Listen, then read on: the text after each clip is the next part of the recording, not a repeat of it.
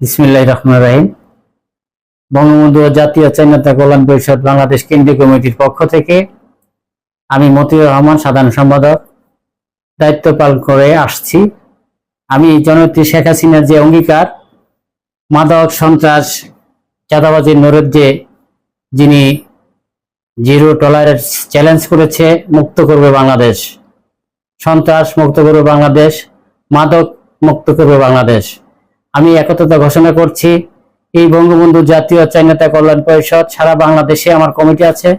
সকল কমিটি নেতৃবৃন্দ যারা আছেন সকলকে বলবো, আপনাদের টিভি চ্যানেল, পত্রিকার মাধ্যমে সকলকে বলে দিয়েছি অলরেডি যে আমরা প্রতিবাদ করছি সকল জেলায়, সকল ওয়ার্ডে, সকল ইউনিয়নে, সকল উপজেলায়।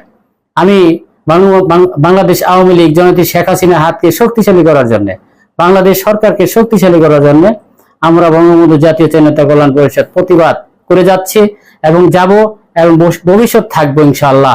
জয় বাংলা, জয় বঙ্গবন্ধু, জয় হোক জাতীয় স্বাধীনতা কল্যাণ পরিষদ।